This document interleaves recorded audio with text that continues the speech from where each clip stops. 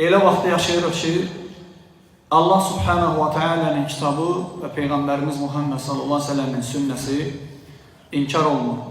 Bu da nə deməkdir? İslam dini inkar olunur. Ancaq necə baxırsan hilə ilə, elə Qurandan danışmaqla, Allahın adından danışmaqla insanları Allahın dinindən yayındırırlar. Bütün haramlara icazə verib, onları halallaşdırmaqla insanları Allah'tan, Allah'ın kitabından, onun Resulü Muhammed sallallahu aleyhi ve sellem'den, umumən İslam dinindən yayındırırlar. Onların dəvətlərinin əsasına baxırsan ağıldır. Ağıllarına gedirlər. Ancaq ağılla düşünürlər. Belə ayə olmaz, ayənin mənası belə olmaz, belə hədis olmaz, belə mənalı hədis olmaz. Lakin baxırsan hədislərin adını dəyişib, tarix qoyub götürürlər. Fikir versin, məsələn adam deyir ki, Allah Resulü Muhammedin, özü belədir, Muhammed sallallahu aleyhi ve sellem yoxdur, salavatı inkar edir. Allah Resulü da yox, Peyğəmbər.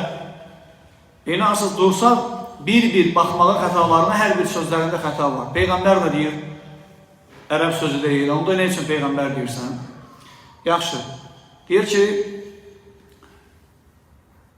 hədislər yox, aleyhissalam, hədislər yox, tarix var. Tarix də hardan götürülür? Siyar kitablarından, Məğaiz kitablarından.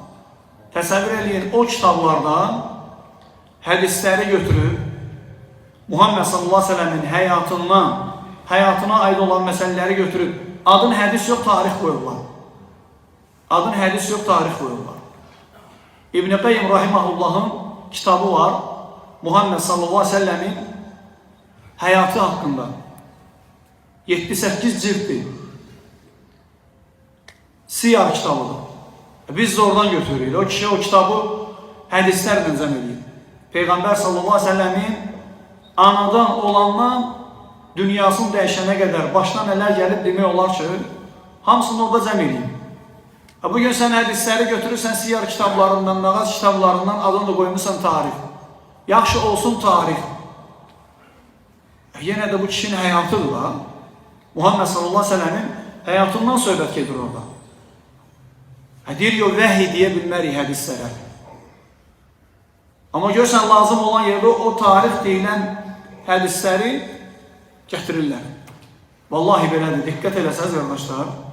Baxsaz görərsiniz ki, harada ki, Qurandan tapa bilmirlər, oradan tarix dediyi məsələlərdən gətirilir, hədislərdən.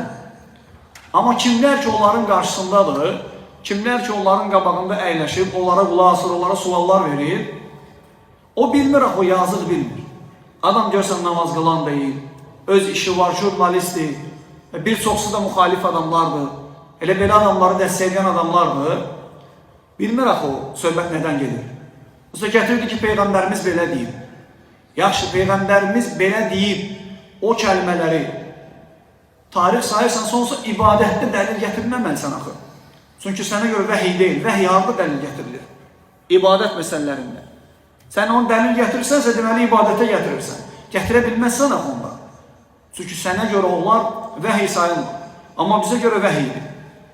Yəni fikir verirsiniz, insanları necə dolayısı yolla aldadırlar.